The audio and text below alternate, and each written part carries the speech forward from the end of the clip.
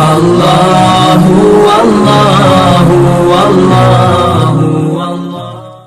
السلام علیکم ورحمۃ اللہ وبرکاتہ۔ رب اشرح لی صدری ویسر لی امری واحلل عقدۃ من لسانی یفقہوا قولی۔ اعوذ باللہ من الشیطان الرجیم، بسم اللہ الرحمن الرحیم۔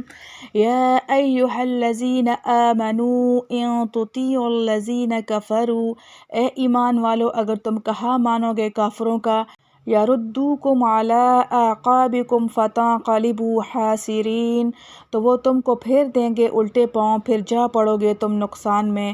بل اللہ مولاکم، بلکہ اللہ تمہارا مددگار ہے۔ وہو خیر الناصرین، اور اس کی مدد سب سے بہتر ہے۔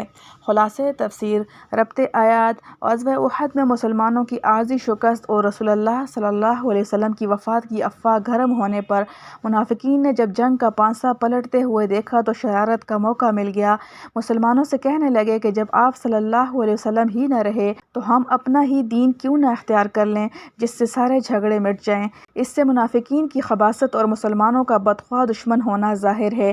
اس لیے آیت مذکورہ میں مسلمانوں کو ہدایت کی گئی ہے کہ ان دشمنوں کی بات پر کان نہ لگائیں، ان کو اپنے کسی مشورہ میں شریک نہ کریں، نہ ان کے کسی مشورہ کا اتباع کریں۔ تو جیسے پچھلی آیات میں اللہ والوں کا اتباع کرنے کی ہدایت تھی، اس میں منافقین اور مخالفین اسلام کے مشورہ پر عمل نہ کرنے اور ان سے بچتے رہنے کی ہدایت ہے۔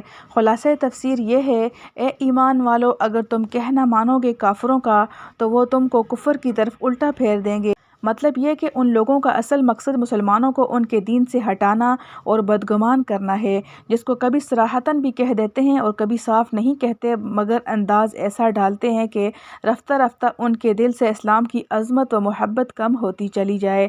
پھر تم ہر طرح ناکام ہو جاؤ گے۔ خلاصہ یہ کہ وہ تمہارے دوست ہرگز نہیں اگر اظہار دوستی کا کریں، بلکہ اللہ ہی تمہارا دوست ہے اور وہ سب سے بہتر مدد کرنے والا ہے۔ اس لیے مسلمانوں کو چاہیے کہ صرف اللہ تعالیٰ پر اعتماد کریں، اس کی مدد پر بھروسہ کریں۔ مخالفین اگر تمہاری نصرت و امداد کی کچھ تدبیریں بھی بتلائیں تو اللہ و رسول صلی اللہ علیہ وسلم کے احکام کی خلاف ان پر عمل نہ کرو۔